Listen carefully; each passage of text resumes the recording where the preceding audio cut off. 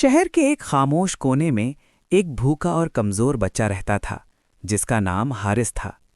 حارث کے ماں باپ بہت پہلے دنیا سے جا چکے تھے اور وہ ایک پرانی عمارت کے سائے تلے زندگی گزار رہا تھا۔ اس کے پاس نہ ٹھیک کپڑے تھے اور نہ ہی پیٹ بھرنے کو کھانا۔ ایک دن حارث کو ایک چھوٹی سی نوکری ملی۔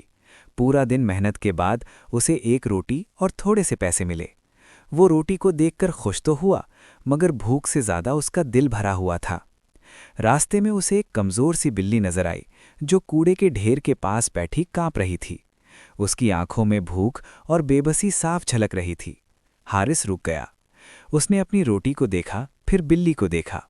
دل میں جدوجہد ہوئی مگر آخرکار اس نے روٹی کا آدھا حصہ بلی کے سامنے رکھ دیا۔ بلی نے آہستہ آہستہ کھانا شروع کیا، جیسے اسے یقین ہی نہ آ رہا ہو کہ کوئی اس پر ترس کھا سکتا ہے۔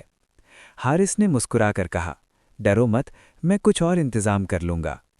اگلے کئی دنوں تک حارث اور وہ بلی ایک دوسرے کے ساتھی بن گئے۔ بلی ہر روز حارث کا انتظار کرتی۔ وہ اسے ننھی کہہ کر بلاتا۔ اگر حارث کو کچھ کھانے کو ملتا تو سب سے پہلے ننھی کو دیتا۔ ایک دن حارث سخت بیمار ہو گیا۔ کئی دن بھوکا رہنے کی وجہ سے اس میں ہمت نہ رہی۔ وہ سڑک کے کنارے بے ہوش ہو کر گر پڑا۔ ننھی بلی یہ دیکھ کر زور زور سے میاؤں کرنے لگی۔ اس نے راہگیروں کی توجہ حاصل کی۔ ایک نیک دل آدمی رکا، اس نے بچے کو اسپتال پہنچایا۔ ڈاکٹر نے بتایا کہ اگر تھوڑی دیر اور ہو جاتی تو بچہ نہ بچتا۔ چند دن بعد حارث صحتیاب ہو گیا۔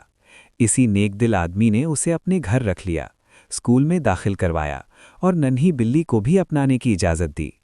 حارث نے آنسوؤں کے ساتھ ننھی کو گود میں لیا اور کہا، میں نے تم پر رحم کیا تھا مگر اصل میں تم میری زندگی کا سبب بن گئیں۔